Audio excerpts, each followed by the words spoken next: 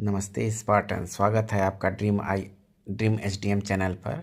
आज मैं यहाँ आपको पूरी पीसीएस आरओ एआरओ और जो इलाहाबाद हाई कोर्ट का आरओ एआरओ एग्ज़ाम है उसमें सफलता दिलाने के लिए एक फुल स्ट्रेटजी पर बात करने वाला हूँ, जिसमें कि आप इस स्ट्रेटजी पे अगर आप थोड़ा सा भी आपको इसको थोड़ा सा भी अगर आप कुछ परसेंटेज भी आप इसको फॉलो कर लिए तो शायद सफलता आपकी जो है सुनिश्चित हो जाए, क्योंकि अभी टाइम बहुत है अपने पास।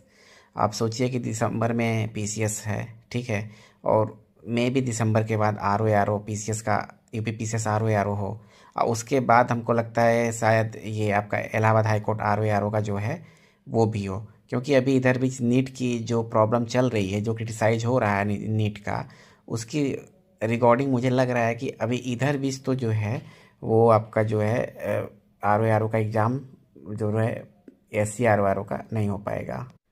तो आप लोगों को भरपूर टाइम मिल गया है इन तीनों एग्ज़ाम को एक साथ इनकी तैयारी करने के लिए।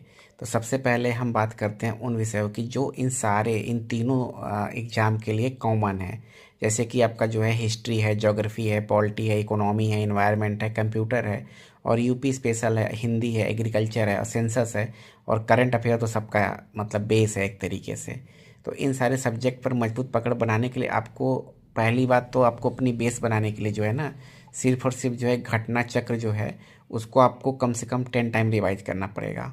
और अगर एक घटना चक्र अगर आप 4 घंटे 5 घंटे डेली पढ़ रहे हो, ठीक है, अगर आप इसको अलग अलग जैसे आप 5 घंटे पढ़ रहे हो या 6 घंटे पढ़ रहे हो, मैं 6 घंटे का स्ट्रेटजी में घटना चक्र के लिए 6 घंटे डेली टाइम दिया हूँ। तो 6 घंटे में आप एक एक घंटे डेली जो है आप एक एक घटना चक्र सब्जेक्ट का पढ़ो 6 घंटे में, ठीक है, वो आपका घटना चक्र बहुत जल्दी ख़त्म हो जाएगा। आप अपने हिसाब से आप पढ़ेंगे तो खुद ही समझ में आ जाएगा, ठीक है। ऐसे आपका सब्जेक्ट जो चेंज होता रहेगा तो आपका जो माइंड है वो उसको जो है ना बोरियत महसूस नहीं होगी, ठीक है।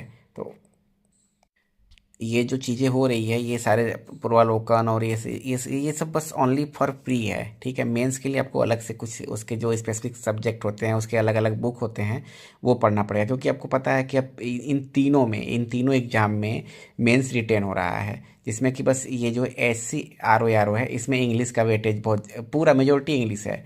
बाकी जो है आपका आर ओ यूपीपीसीएस का और यूपीपीसीएस आल्सो, इन दोनों का जो मेंस है लमसम सेम है, क्योंकि उसमें जो जीएस का 4 पेपर है और 2 पेपर यूपी का है यूपीपीसीएस के मेंस में। इसमें क्या है कि इसमें इन 6 पेपर को कंबाइन करके 2 पेपर में बनाया गया है, अभी तक ऐसा सुनने में आ रहा है।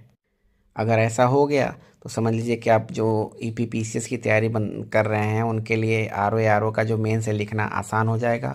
और अब दोनों लोग का मतलब ये जो दोनों की तैयारी साथ में करेगा उसके लिए भी आसान हो जाएगा। चलिए ठीक है, तो फिर हम अब आते हैं अपनी पे अब बात करते हैं यूपीपीसीएस आर ओ के स्पेशल सब्जेक्ट के बारे में। पहले तो कॉमन सब्जेक्ट तो सब है ही, वो तीनों में है, ठीक है। लेकिन इसमें जो यूपीपीसीएस के आर ओ स्पेशल सब्जेक्ट की बात करें तो इसमें हिंदी के 6 टॉपिक हैं, ठीक है, जिसमें कि आपको बहुत डीप में पढ़ना पड़ेगा, क्योंकि इससे प्री में सीधे सीधे 60 क्वेश्चन आते हैं। पहला विलोम शब्द है, वाक्य वर्तनी शुद्धि है, अनेक शब्दों के लिए एक शब्द है, तत्सम तद्भव है, विशेष विशेषण है, और पर्यायवाची शामिल है, ठीक है। और मेंस के लिए पहले तो इसमें हिंदी ही मेजोरिटी थी, बट अब क्या है कि अभी शायद ऐसा सुनने में आ रहा है कि ये जो है चेंज कर दे, सिलेबस चेंज हो जाए, वही पीसीएस का जो 6 पेपर है उसी को कंबाइन करके ये 2 पेपर बनाएंगे, वो भी रिटेन होगा, ठीक है। तो इसका हो गया। अब आप बात करते हैं Allahabad high court R O C A के लिए। इसमें आपको जो है इंग्लिश पर पूरा फोकस करना पड़ेगा, चाहे वो प्री हो चाहे मेंस हो, क्योंकि प्री में भी सबसे ज़्यादा वेटेज इंग्लिश का है। आप यूथ कंपटीशन के पीवाईक्यू उठा के देख सकते हैं, उसमें ये इमेज बनाए हैं, इमेज में सीधे पहले लिखे हैं कि इंग्लिश का सबसे ज़्यादा वेटेज है, ठीक है। और आपको इंग्लिश पे फोकस करना है, प्लस कंप्यूटर का एकदम डीप नॉलेज लेना है, क्योंकि इसके जो क्वेश्चन आते हैं ना वो कंप्यूटर के बड़े अच्छे क्वेश्चन होते हैं। और उसके बाद थोड़ा बहुत मैथ भी है, रीजनिंग, बाकी सब कॉमन सब्जेक्ट है जो ऑलरेडी मैं पहले बता चुका हूँ, तो वो हो गया। और इसमें सबसे अच्छी बात है कि अभी आपके पास बहुत टाइम है, अगर डेली आप आधे से 1 घंटे डेली टाइपिंग करते हैं, डेली एक दिन में मिस मत करिए, तो आपकी जो स्पीड होगी वो बहुत अच्छी हो जाएगी। आप मतलब आप बहुत अच्छा नंबर पा जाएंगे और बहुत अच्छे से पास हो जाएंगे। और जैसा कि मैंने पहले ऊपर बता ही चुका हूँ कि आपको कौन से सब्जेक्ट कितने कितने घंटे पढ़ने, जैसे आपको कॉमन सारे सब्जेक्ट हैं 6 सब्जेक्ट, ठीक है।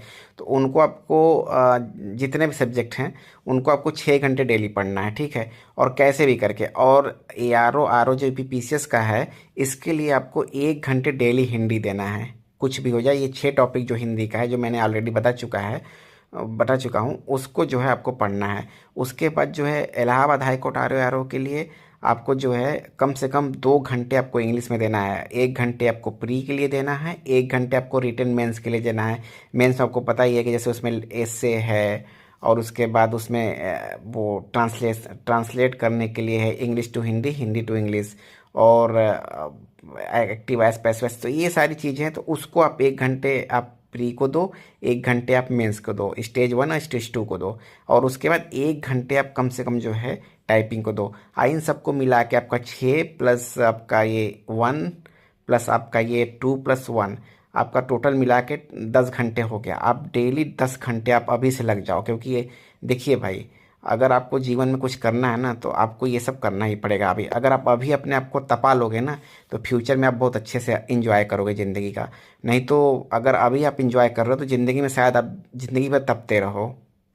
आपके लिए एक बात मैं बता रहा हूँ कि लोग कहते हैं कि आप अपने लोकस और फोकस को कभी मिस मत करना, ठीक है।